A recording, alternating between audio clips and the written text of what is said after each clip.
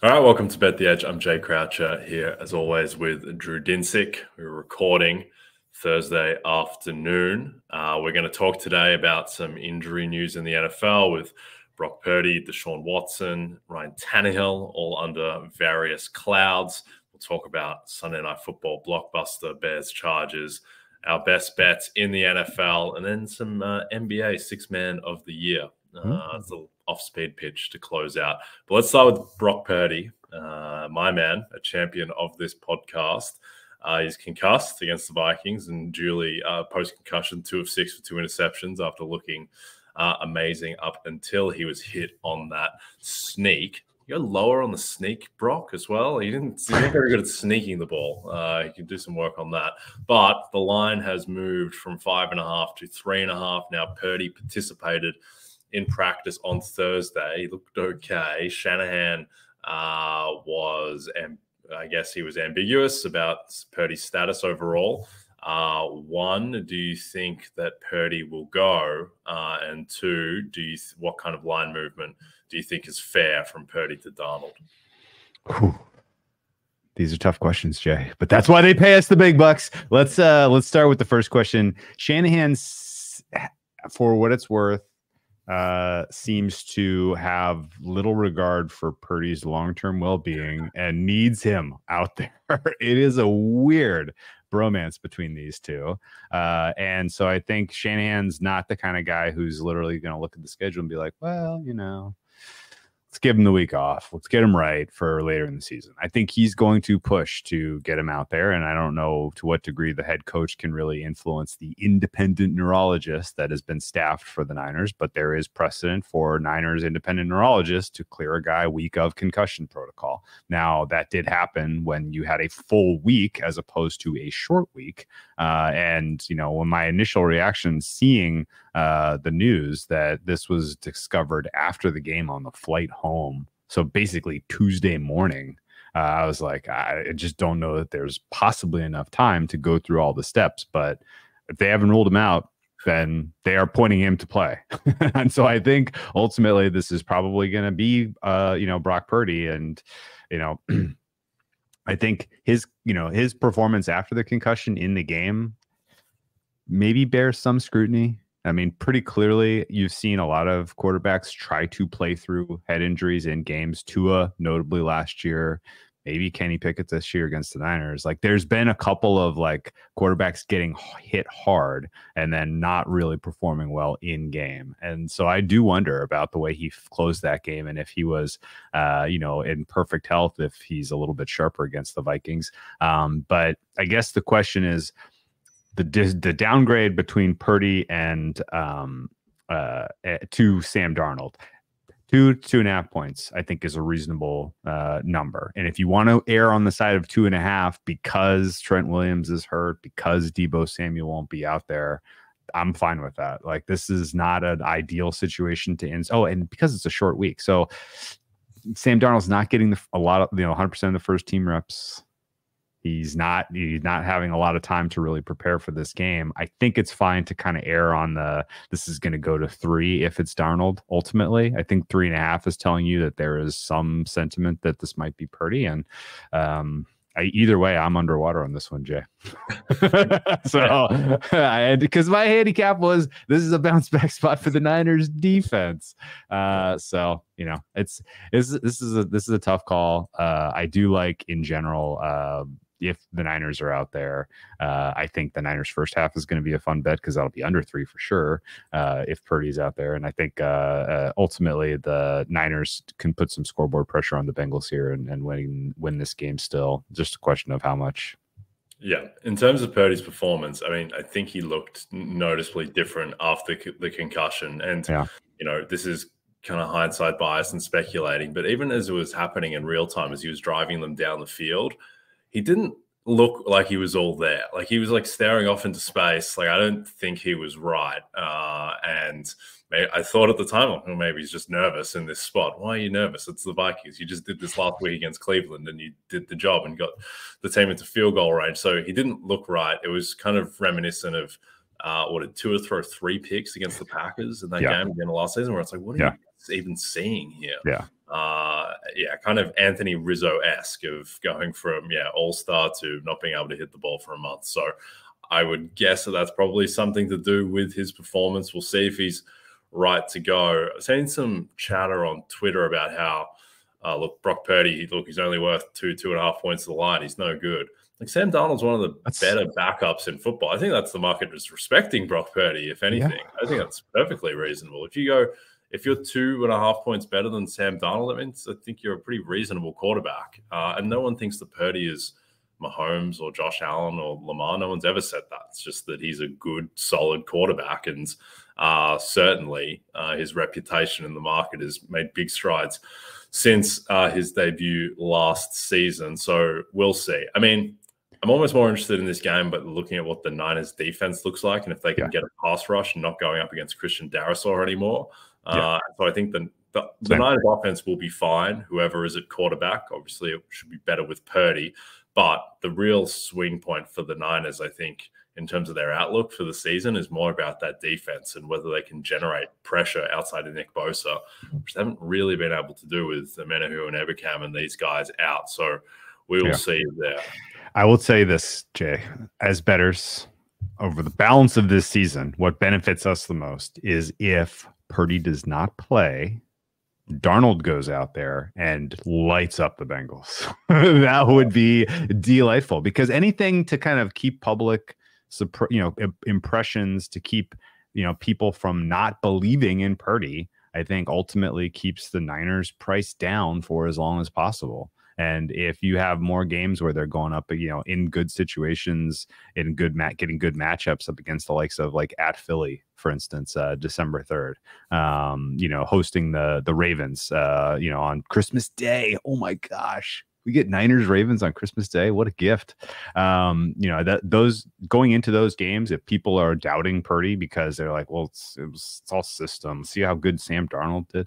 Like, I think that generally keeps a little bit of a price suppression on the Niners overall, which I think benefits us. Yeah. And this is my big thing at the moment, Drew. All these guys are the same. Purdy, Dak, Jared Goff, Kirk Cousins, Geno Smith, maybe a little bit worse. They're all variations of the same quarterback. And they're all Chat GPT generated quarterbacks. Yep. Yeah. Indeed. Okay. Quickly, Browns Seahawks. Deshaun Watson is not going to play. The line is Seahawks -4, which shows the market respect, I think, for the Browns defense still, notwithstanding giving up 38 points to Gardner Minshew. Do you think this move is fair, or should it be bigger? I think it should be bigger. And it's not because of Deshaun Watson. It's because the Browns don't have a healthy running back, Jay. This is a team that is built around their rushing attack, and both Jerome Ford and Kareem Hunt are not practicing for these guys. You like Pierre Strong? No. I like Pierre. Okay, if you're going to give me Pierre Strong against like a truly questionable rushing defense, like we'll say like the 2021 Chargers, right? Okay, go get them, guys. Like, you're going to be fine, right? The Seahawks rush defense is very, very good. Like, these guys are super, super stout against the run. And I think the Browns are in trouble here. The current team total floating around 19 points. Really? Okay. I'm not seeing it. Joe Burrow at home couldn't get to 20 points against the Seahawks defense. And now the PJ Walker on the road is going to do it? I don't think so. PJ Walker may be a little bit more of a opportunity for the Seahawks to score on with short fields or to get a defensive touchdown. But I think this number moving out to 4 it's not reflecting everything that's going on correctly. It's only kind of keyed on the change from Watson to Walker, which is a downgrade, but is not the entire story. If the Browns score double digits here, I think they deserve a pat on the back for their scheming this week. I'll be completely honest with you. They just don't match up well with this with the Seahawks defense at all in terms of their plan A and where the Seahawks are the strongest. So this looks like trouble. Yeah, we'll say. I mean, they did score 19 against the 49ers. They scored 39 against the Colts. And I understand Myles Garrett was a big part of that, but still, this team does seem to manufacture scoring opportunities with just chucking it up to Amari Cooper and what they've been able to do on the ground. But I agree. My concern about this back in Seahawks would be that I think there's a material chance that Garrett and co just wreck Seattle's offensive line, and that's the defining matchup. Because this is not a great offensive line, and it is that's a great possible. Yeah, line that's possible. That would be my concern. Let's talk about Will Levis before we get on to Sunday Night Football. Falcons 3-point favorites at the Titans. Mike Vrabel, very animated, kind of condescending interview where he's talking about the strategy for using the two quarterbacks. The total in this game is 35.5. Do you think that Desmond Ridder warrants being a 3-point favorite on the road against Mr. Levis? I do, but I'm nervous about this one because there's pretty clearly some two-way action here. This could have gotten, pretty. Yeah, I think if this crossed 3 and was 3.5 right now, then I would say yes. Okay, this is a fair read. Nobody disagrees. But there's pretty clearly someone who still believes in the Titans, which I can't possibly make a case for Tennessee in this game. The underlying issues that I see with their franchise vision are clear as day. The idea that you spent money in this offseason to go get guys who are now relatively superfluous. Signing Deshaun Watson really makes no sense now in hindsight. And you got no look at Will Levis in the preseason. He's gotten no first-team reps in practice to this point in the cycle until this week when you decided to go with Levis over Willis. Now, in the long arc of things, is that right? Absolutely. Like, you need to pivot now into evaluating the pieces on your roster and figuring out if you are willing to build with these guys into the future. And you have no tape on Will Levis, so start getting some. Like, I completely get that. But they didn't get to practice last week because of the bye, and they didn't make the move until Monday. So Levis is as raw a quarterback as you could possibly put into this situation, albeit he does have more draft pedigree than a guy like T-Bag last week. So maybe he does come out and surprise, but I really don't see how it happens when he's behind an offensive line that has huge pass protection issues. He has a running game that's complementing him that has yet to get anything going on the ground. And he's going up against the Falcons defense that's performing at a top 10 level pretty consistently week in, week out. The idea that Levis isn't going to find his way into some unfortunate turnovers here, okay. Like, if he does, it's because he's only throwing the ball 15 times, that he avoids the key pick here. So I feel like the Titans are drawing dead. I'm not sure what I'm missing in this handicap here. Ridder up against a very good defense maybe is the what I'm not paying attention to. Maybe the Titans defense and just the field position battles and a couple special teams, they have the better kicker. Maybe I'm reaching here to find any reason why anyone thinks that the Titans are alive in this spot, because what hasn't been said out loud is shipping Kevin Byard is a massive locker room morale, energy changer. The immediate reaction from players on that team was like, what? Huh? Kevin, what? Like, if people know he's an all-pro and he's the anchor of that secondary, and you send him to Philadelphia, and it's literally like, okay, I guess that's the sign we're putting the white flag up on the season, and people were unhappy, and it's troubling to try to deal with a franchise on the fly like that. And I think they're in a really, really bad spot this week. I hope Will Levis ultimately settles into the role and performs well down the stretch. My guess is he is the guy going forward for the duration. But this idea that you're going to alternate quarterbacks, what? Really? 2 quarterbacks? You know the saying, Jay. If you have 2 quarterbacks, you have none. But even besides that, like, explain to me what competitive advantage it gives you to take Levis out and put Willis in from drive to drive. Tell me what competitive advantage it gives you to try to win if ultimately your goal as a franchise right now should be evaluate these players. So, like, putting all the puzzle pieces on the table, I still can't really figure out what they're trying to do here. And the Vrabel presser was just like the icing on the cake. Like, does this guy know what he's doing? I really can't say. He looks ready to coach the Commanders in 2024, like Vrabel. The two quarterback thing worked well for Matt Saracen and JD McCoy in, I want to say, season 3 of Friday Night Lights, but outside of that, never really been a thing. Urban Meyer in 2006 won a national championship going back and forth between, I can't remember, and Tim Tebow. Okay, yeah, all right. No, fair. All right, so we do have some prize in real life. I don't really know what to do with this game, but I agree. I'd much rather be on the Falcons. I mean, it's 2.5 some spots. I am also over.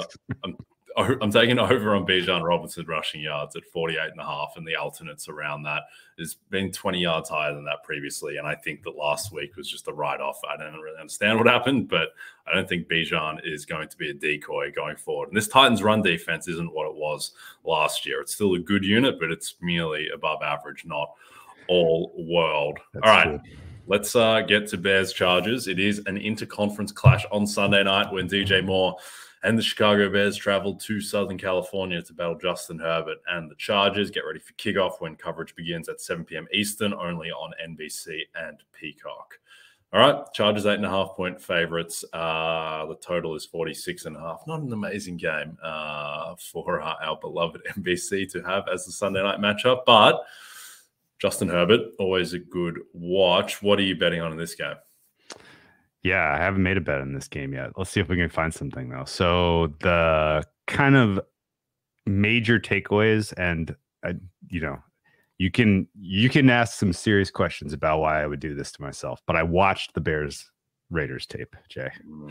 I watched it. It was about as terrible as it sounds. The fundamental, I guess, let's give some flowers. The Bears went into that game knowing that they had a huge issue with the quarterback position. And rather than try to max protect him and run the ball 100 times and really just kind of like throw the white flag and just give away the game, they constructed a game plan that utilized an extremely short average depth of target for Tyson, and it was effective. He wasn't spectacular, but he was fine because they asked him to do relatively simple stuff. And I think a lot of other teams that have young quarterbacks could learn from that and mix in a little bit more of that for their players. We saw Bill O'Brien do it with Mac Jones last week as well. But the degree to which this was on display for Tyson and the Bears was unbelievable. Would it surprise you to know that going back to 2017, when Pro Football Reference started doing advanced tracking of depth of target and air yards, that Tyson Bagent's air yards per attempt was the lowest on record? I mean, it was 2.0, right? 2.0. 2.0. That's almost impossible. And because, 1 10-yard throw, you know how many 1-yard throws you have to make up for that, Jay? It's a lot. And so it's pretty unusual and outrageous to come up with that game plan. They did it. It was relatively successful. And now you got to take that same kind of plan on the road against the Chargers, who it's a defense you can't trust. It's an environment that, if it was not SoFi, would potentially be a little bit more spooky to take an untested rookie into. But I think it's fair to assume that there'll be decent fan support for the Bears in there. I think it's fair to assume a lot of Bears fans preseason kind of circled this on their calendar and said, hey, we're going to LA. We're going to go watch our Bears. It's going to be a fun little fall weekend. So an 80-20 split of Bears to Chargers fans in SoFi on Sunday night is not out of the question at all. And I think just in general, the Bears being somehow, some way live in this game is not out of the question at all. The key angle that I'd like you to tell me if I'm insane about or not, the Bears defense has gotten healthier and they've been playing better. Can they put a lid on the Chargers scoring and keep the Bears within 10 points? It's that's kind of where you have to be right now mentally, I think, to make a bet on this game is just how do I feel about the Bears defense as currently constituted. The side in total implies we're going to get something like a 27-17 type of game. It's been tough for the Chargers to get to 28 points, Jay. I don't think you have to go too much deeper than that. And so I'm leaning towards Bears. I'm leaning towards under, but boy, this is a really hard handicap with the unknown at quarterback for Chicago. Yeah, I mean, I like Jalen Johnson at corner for the Bears. He's the number 2. Yeah, sure. Cornerback by PFF. It had some okay linebacker play. Yeah, sure. Yeah, with TJ Edwards and co. I mean, there's not much there in the secondary outside of Jalen Johnson is the issue. And I think the thing with the Chargers is that Justin Herbert has left, literally has left 200 yards and 3 touchdowns on the table for just specifically Keenan Allen in the past 2 games. It's absolutely insane. Missed him for a 70-yarder against the Cowboys, missed him for another touchdown, missed him in the end zone against Kansas City. Keenan Allen, if Herbert just connects on 4 throws that are 95th percentile easy throws for Justin Herbert, then Keenan Allen is second, he's 3rd favorite for offensive player of the year, and he's got insane stats. But Herbert has missed him, and I think that is not as much bad luck as Herbert just doesn't seem right at the moment. I'm not sure if he's favoring his fractured finger or what's going on there, but I think one sneaky thing with the Chargers is that for years and years, and you referenced their 2021 rush defense, they've not been able to stop the run. And they brought in guys like Sebastian Joseph Day to beef up the interior. And now all of a sudden, with everything else going wrong for the team, their run defense is awesome. And I think that that's going to be a problem because I think that Tyson Bagent is going to have to throw the ball. I think Deontay Foreman, whose rushing yards prop is set around 50, that's too high, in my opinion. I think he only played 48% of the snaps last week, and now Roschon Johnson is coming back, and I think that's going to be more of a timeshare. It's a timeshare when you're an 8.5-point dog against a really good rushing defense on the road. I don't think you should be set at 50 yards for that. So I'm a bit worried about the Bears and their ability to score in this one unless DJ Moore is taking screen passes to the house, which he may well do. All right. Let's get to our favorite Week 8 bets. But first, a reminder, Saturday, October 28th at 11 a.m. Eastern, Vaughn Dalzell, Brad Thomas, and Eric Froton are answering your college football betting questions for Week 9, including a Pac-12 clash when Bo Nix and number 8 ranked Oregon head to Salt Lake City to face Utah. They'll also discuss and touch on number 3 ranked Ohio State heading to Camp Randall for a battle with Wisconsin. All right, what's your best bet for Week 8, Drew? Okay, I'm going with the New Orleans Saints here. This is flipped to New Orleans favored. I think there's still meat on the bone there as long as this stays under 3. There is a weird sort of disconnect between the discourse about Gardner Minshew and what I am seeing in terms of his quality of play as the full-time starter. He's terrible. He's terrible. And not just terrible, but dying to turn the ball over. Dying. And that's fine if you're going up against a defense that is not well coordinated, not well coached, or just in general having a bad day tackling, which is the case last week with the Browns giving up just an absurd amount of yards after the catch that was very uncharacteristic of their usually solid tackling.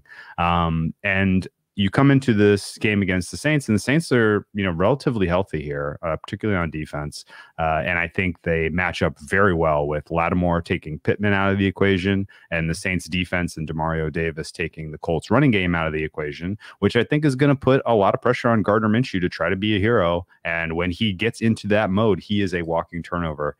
So the Saints being able to get some short fields, being able to get a positive game state and play from ahead, I think is a very realistic outcome. And the Saints offense, for what it's worth, they are hurting themselves with some of their scheme decisions. They are hurting themselves with some of their sequencing. They are giving it away when they are under center and it is first down. There is a very predictable nature to them choosing to run the ball, and they are getting absolutely no success in those spots, which is conceding downs.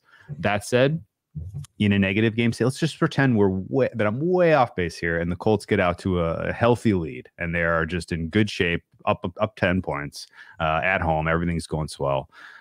The Saints, when they get into comeback mode and they are aggressive, are outstanding. Like, they are super, super able to hurt you downfield with precision passing, to game-breaking speed in the form of Chris Olave and Rashid, and even Michael Thomas, who apparently still has it. So it's pretty clear to me that whether the Saints are playing from ahead or whether they're in comeback mode, they are live in this game. And I think just in general, Colts secondary can be picked on with precision passing. And honestly, hat tip to the Saints figuring out their offensive line. They had both tackles out against the Jacksonville Jaguars. Bring a guy up from the practice squad. He was great. Move Pete to left tackle. He was great. So, just in general, I think the Saints are figuring some things out in terms of pass protection, giving Derek Carr time, and Carr with these weapons, I think, is going to really put a hurting on the Colts. So Saints, to me, I think should be closer to 3-point favorites. So anything under that number is a bet, and they are my favorite play of the week. Yes, let us hope that Chris Olave uses his game-breaking speed on the football field and not on the road in 35-mile-per-hour zones. No, I'm with you. I think the Saints randomly are the most underrated team in the NFL, as well as the most uninspiring. But I do think they will beat the Colts. Gardner Minshew has 8 turnovers in 2 weeks. It's not great. Jay, he's terrible. It could be like 13. Yeah, I mean, seriously, there were some that came off with penalties. There were some that hit guys square in the hands. It could be an absolutely absurd number. He was awful as well against the Saints last year when he filled in, playing for the Eagles when Hurts was down. I remember because there was this idea going into the last season that Gardner Minshew is actually one of the better backup quarterbacks. And then I watched the game against the Saints last year where he was 18 for 32, touchdown, pick, took 6 sacks. He's not particularly good, Gardner Minshew. He cost he cost me at least. Nick Sirianni, Coach of the Year 20-1, went down in flames because Gardner Minshew lost that game. Yep. No, indeed. Okay. Well, Gardner Minshew is not very good, but Travis Etienne is, Drew. He is my best bet of the week. Over 61.5 rushing yards at the Pittsburgh Steelers. This line is just wrong. It's just completely wrong. Travis Etienne leads the NFL in rushing attempts. He's number 1. There's no one in front of him. He is number 1.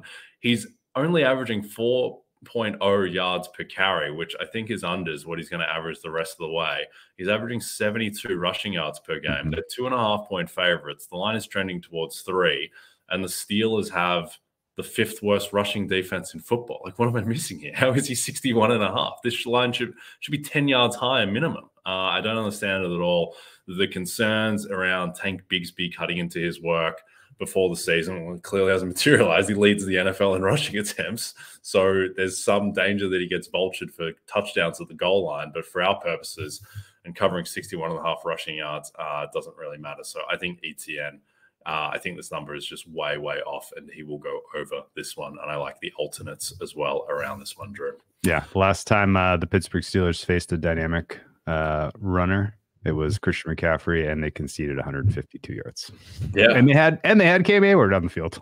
Yep, indeed. Okay, before we get to 6th man of the year, a reminder: basketball season is here, but there's still time to squeeze in your fantasy drafts. Get the RotoWorld Basketball Draft Guide, which includes all the rankings, player outlooks, and projections you need to win your league. Go to NBCSports.com to get your draft guide now and use code preseason25 to save 25% off and receive a $10 Fanatics gift card. All right, 6th man of the year, an award close to my heart, though it pains me to say that Emmanuel Quickley is the favorite at plus 550. Norm Powell, 9-1. Malik Monk, 12-1. Malcolm Brogdon, 14-1. He's not going to win this year. Sorry, Malcolm. Chris Paul, 16-1, who was a starter at the moment. Cam Thomas, who scored 90 points last night. And then you get into the Boston Celtics, Derek White, Drew Holiday, who are both starting currently. Very early, but do you have any read on this market? Anyone you like? So just kind of approximating here, I think I've spent about 3 hours of my life trying to figure this award out, and I'm not going to get those 3 hours of my life back. Yeah. This is a really, really, really, really tough one. You typically need a player on a team who is going to win games. Stop there. Okay. If you are looking at 6 men who are scoring, but they are on sub 500 teams, they're not winning. Like, you literally need to go to the top of the pile and look at who is going to give you counting stats on teams that are excellent. And so I think that rubric kind of narrows this down to, a lot of the names you mentioned. I thought that the Hawks were going to be better this year. I thought Bogdanovic was going to be their bench heat, so to speak, in terms of offense, and maybe even close some of these games like a la Tyler Hero. So I bet him at 22-1. I've already, figuring out what else I'm going to do with that ticket because I'm not cashing it. And I don't know exactly what the Hawks are going to do in terms of who they should be starting. Like, they're an absolute mess in terms of roles, responsibilities right now. So I'm going to go ahead and put a line through that one. Anyone that you think can, Norm Powell stands out, I guess, at 9-1, just because I think he's still going to be the guy off the bench, even if they do make a couple of moves. I don't think they're moving off of Powell with the Clippers. And, I don't have a ton of exposure to the Clippers being an amazing team this year. So why not Norm Powell, 6th man of the year? I mean, that feels like a real chumpy play. So I'll listen to your thoughts on this. I mean, there's a lot of guys in this market like Norm Powell, Malik Monk, and Bobby Porter. So it's like, maybe those guys. I think there are worlds where all those guys can win. Sure. I don't mind Bogdan as well. I think that team will be better than it showed against Charlotte. And Bogdan, he's just a really good player. Like, he's one of the 5 best players in the league who comes off the bench. So I bet on Bogdan as well at 25-1, and I don't feel amazing about it. I worry a bit about his usage. He played 24 minutes night one, which probably isn't going to be enough. Right. Norm Powell, was it like Bones Highland was their guy off the bench night one. I think if they trade for Harden, if Russell Westbrook moves to the bench, all of a sudden we're back into the Russ 6th man of the year life, where I think he would actually be a reasonable candidate this season if that happens.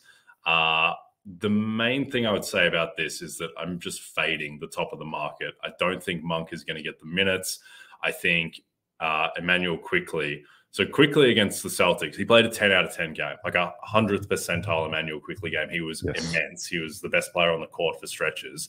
Agreed. And he played 28 minutes. And there are going to be nights where where the shot isn't falling, and they're just going to close. Like, for him to win 6th man of the year, he has to consistently close over 2 of the 3 of Hart, Grimes, and Barrett, because Brunson is locked in, Randall is locked in, and a center, be it Robinson or Hartenstein, is locked in. So Quickly has to be closing over 2 of those other 3 guys. Otherwise, he's going to be 24, 23 minutes a night in that rotation. I think Josh Hart is going to close more often than he does, because I think Josh Hart's probably a little bit better. So I would be a bit worried about Quickly there. Certainly he can win, but no interest at the current price. Cam Thomas. Insanity. Yeah, he's...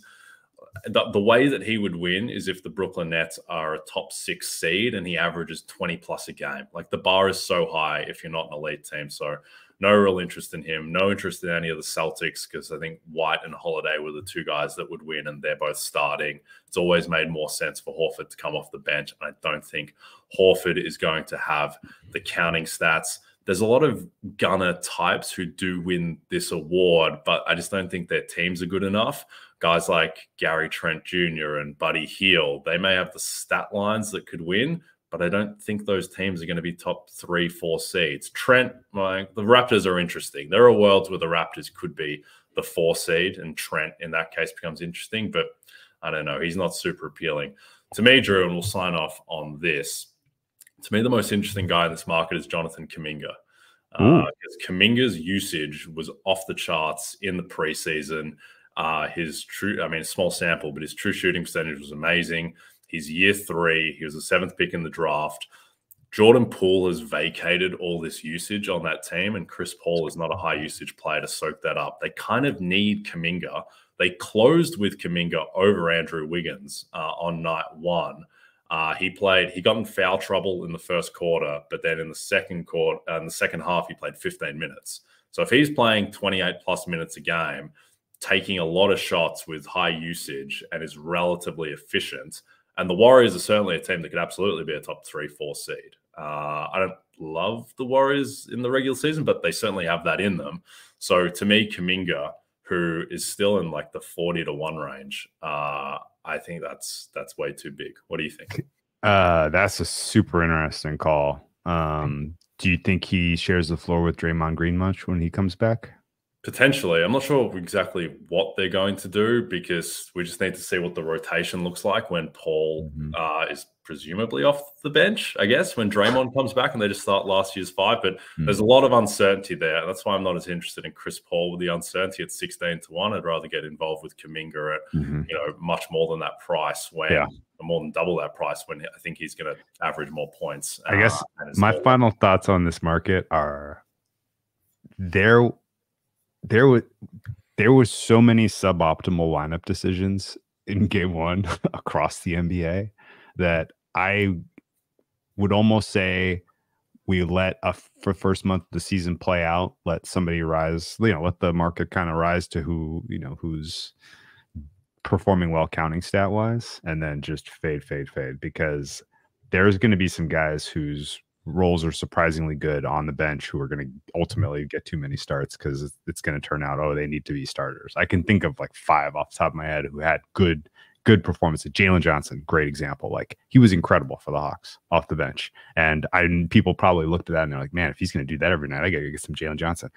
Jalen Johnson should be starting. Like, that might happen in December, right? Like, it's not crazy. And so that kind of sentiment around some of these players, I think, is going to keep me from really getting seriously involved in this one until December. And maybe once Draymond Green is back and we see what the roles are between Kuminga and Green, it's unlikely that he runs away with this between now and then. Like, it's going to take people a little while to come around on that. So if I miss 40-1 and end up having to bet into 20-1 because I'm a little late to the party, but I know a little bit better how those two guys are going to dance, then I'm fine with that. Yep. No, I think that's fair. He would be the guy in this market, though, where I'm checking the box score each night because he's absolutely someone who can win the award. I think the main approach with this market is just to fade the top of it. Like, Malik Monk played 23 minutes last night, and he didn't – I don't really understand why, but he didn't play that much last season either. Like, he was last season in terms of his per-game average. He was he was 22 minutes a game last year, Malik Monk. Like, they just don't like to play him as much as you might think they would. And then quickly we talked about the rotation there. Like, Malcolm Brogdon just plays on a team that's going to win 24 games. Like, if Malcolm Brogdon gets traded this week to the Clippers or something, that's the only way he's going to win the award. So this is I got one crazy one for you. He hadn't played yet, so don't really know what to expect. But Raymond off the bench. D'Anthony Melton? No, I just don't think he's going to get the counting stats. The guy I think who was interesting on Philly is Kelly Oubre, who's like 50-1. And I mean, he averaged 20 points per game in the NBA last year, and he's coming off the bench for a team that's a very good chance to get a top 4 seed. So I just don't think you can be 50-1 in this field when those sentences exist and are true. So Kelly Oubre is another one to watch, I think. All right, we'll talk about that market at length throughout the season, no doubt. But for now, don't forget to check out NBCSports.com for more information to help you with your wagers. Thanks to those watching on the NBC Sports YouTube channel. And if you're listening in podcast form, don't forget to rate and subscribe. A reminder also to find all your favorite NBC Sports shows on Amazon Music. Just head to amazon.com/NBC Sports. From Jay Croucher and Drew Dinsick, good luck this weekend, and we will talk to you next week.